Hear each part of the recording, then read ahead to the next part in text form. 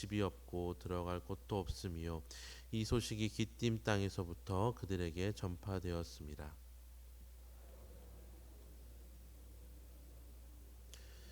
너희 해변 주민들아 잠잠하라.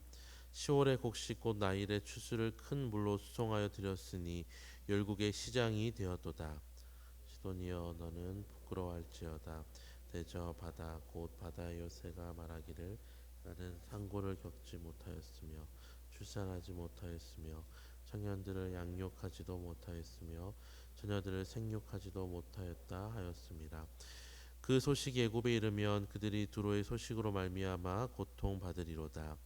너희는 다시스로 건너갈지어다. 해변 주민아 너희는 슬피 부르짖을지어다. 이것이 옛날에 건설된 너희 희락의 성 곧 그 백성이 자기 발로 먼 지방까지 가서 머물던 성읍이냐. 멸류관을 씌우던 자요 그 상인들은 고관들이요 그 무역상들은 세상의 존귀한 자들이었던 두로에 대하여 누가 이 일을 정하였느냐. 만군의 여호와께서 그것을 정하신 것이라. 모든 누리던 영화를 욕되게 하시며 세상의 모든 교만하던 자가 멸시를 받게 하려 하심이라. 딸 다시스여 나일같이 너희 땅에 넘칠지어다. 너희 속박함이 다시는 없으리라. 여호와께서 바다 위에 그의 손을 펴사 열방을 흔드시며 여호와께서 가나안에 대하여 명령을 내려 그 견고한 성들을 무너뜨리게 하시고 너 학대받은 처녀 딸 시도나 내게 다시는 희락이 없으니 일어나 기띔으로 건너가라. 거기에서도 내가 평안을 얻지 못하리라 하셨느니라. 갈대아 사람의 땅을 보라. 그 백성이 없어졌나니 곧 아수르 사람이 그곳을 들짐승이 사는 곳이 되게 하였으되 그들이 망대를 세우고 궁전을 헐어 황무하게 하였느니라. 너희는 슬피 부르짖으라. 너희의 견고한 성이 파괴되었느니라. 그날부터 두로가 한 왕의 연한같이 70년 동안 잊어버린 바 되었다가 70년이 찬 후에 두로는 기생의 노래같이 될 것이라. 잊어버린 바 되었던 너 음녀여 수금을 가지고 성읍에 두루 다니며 기묘한 곡조로 많은 노래를 불러서 너를 다시 기억하게 하라 하였느니라. 70년이 찬 후 여호와께서 두로를 돌보시리니 그가 다시 값을 받고 지면에 있는 열방과 음란을 행할 것이며 그 무역한 것과 이익을 거룩히 여호와께 돌리고 간직하거나 쌓아두지 아니하리니 그 무역한 것이 여호와 앞에 사는 자가 배불리 먹을 양식 잘 입을 옷감이 되리라. 아멘. 오늘 본문은 두로에 관한 경고를 다루고 있습니다. 이 두로에 관한 경고를 마지막으로 13장부터 시작된 각 나라에 대한 개별적인 예언이 마무리됩니다. 23장은 크게 세 부분으로 나눌 수 있습니다. 1절부터 7절까지 두로의 멸망, 8절부터 14절까지는 두로의 멸망의 이유, 15절부터 18절까지는 두로의 회복을 다루고 있습니다. 먼저 오늘 본문의 두로는 해상 무역의 요충지로 아시아와 유럽과 아프리카를 연결해주는 중요한 역할을 담당하는 도시입니다. 1절에 두로에 관한 경고라 하고 시작하면서 다시스의 베드라 너희는 슬피 부르짖을지어다라고 말씀하십니다. 이것은 다시스에 무슨 일이 일어난 것이 아니라 다시스의 주 거래 상대인 두로가 황무하여서 그들이 물건을 잔뜩 싣고 돌아가야 할 곳이 사라져 버릴 것이기 때문입니다. 4절에 두로의 이웃 도시였던 시돈을 향하여서도 산고를 겪지 못하고 출산하지 못하여 아이를 양육하지도 못하는 처지가 될 것이라고 말씀합니다. 그렇다면 하나님께서는 두로와 시돈을 향하여서 왜 이런 예언을 하셨을까요? 8절에는 누가 이 일을 정하였느냐라고 스스로 물으시면서 9절에 만군의 여호와께서 그것을 정하셨다고 말씀하십니다. 이들의 멸망은 자연스러운 일이나 우연히 일어난 것이 아니라 하나님의 작정 가운데서 일어난 일이라고 말씀하십니다.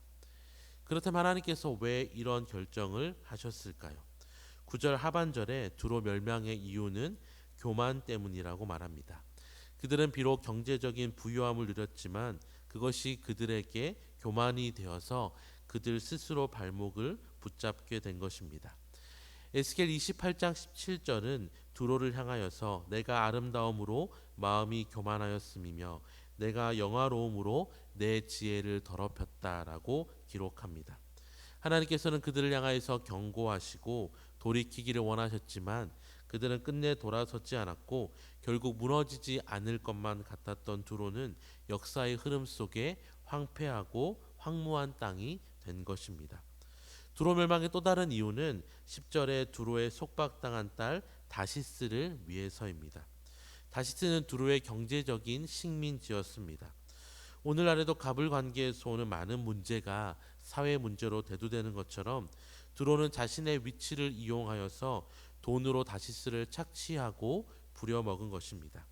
이런 착취는 다시스뿐만 아니라 주변 여러 나라에게도 마찬가지로 일어나게 되었고 하나님께서는 그 모든 것을 다 지켜보고 참으시다 때가 되자 심판하신 것입니다. 이렇듯이 두로는 비록 부요함을 누리던 도시였지만 교만과 그들의 행실로 인하여서 멸망을 피할 수 없게 되었습니다. 하지만 하나님께서는 15절부터 18절까지 두로의 회복에 대하여서도 말씀하십니다. 15절에 70년 후에 두로가 기생의 노래같이 될 것이라고 말씀하십니다.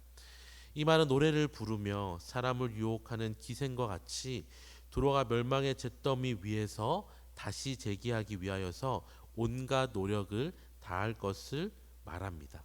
하지만 그런 노력이 두로의 회복의 이유가 된 것은 아니었습니다. 두로가 다시 회복되는 이유는 17절에 70년이 찬 후에 하나님께서 두로를 돌보시기 때문입니다. 그리고 마치 기생이 돈을 받고 음란을 행하듯이 두로는 다시 돈을 받고 물건을 사고 팔게 되어지는데 이전과 같이 교만함과 갑질로 주변 나라를 대하는 것이 아니라 이제는 여호와께 거룩히 돌려서 여호와 앞에서 사는 자들의 양식이 되고 옷감이 되게 할 것이라고 말씀하십니다. 이처럼 하나님께서는 두로를 심판하시지만 그 심판은 두로를 끝장내고 망하는 데서 끝나는 것이 아니라 심판과 회복의 과정을 통해서 다시 한번 기회를 주시고 그들을 정의롭고 공의로운 길로 인도하시길 원하심을 보이신 것입니다. 사랑하는 성도 여러분, 어제 우리는 돈에 대한 하나님의 뜻을 설교를 통해서 함께 살펴보았습니다. 하나님의 뜻대로 우리에게 주어진 것을 사용하면 돈을 통해서 하나님은 사람을 살리고 키우고 고치는 일을 감당케 하십니다. 하지만 우리가 하나님의 뜻이 아니라 나의 만족과 유익만을 위하여서 그릇되이 돈을 사용한다면 그것은 우리에게 돈이 아니라 독이 됩니다. 도로 역시 돈이 독이 되어서 그들을 멸망에 이르게 한 이 사실을 우리는 우리의 인생을 향한 하나님의 엄중한 경고와 돌이킴의 말씀으로 삼아야 할 것입니다. 이 아침에 기도할 때에 먼저는 두로가 멸망하게 된 교만과 그들의 나쁜 행실이 우리의 가운데 있다면 하나님께 회개하는 기도를 먼저 드리시고 우리에게 주신 물질을 잘 사용할 수 있는 지혜를 주셔서 축복의 유통업자로서 나누고 베풀고 섬기는 축복의 통로로 살아가게 해달라고 기도하시는 모든 성도님들이 되시기를 주님의 이름으로 축원합니다.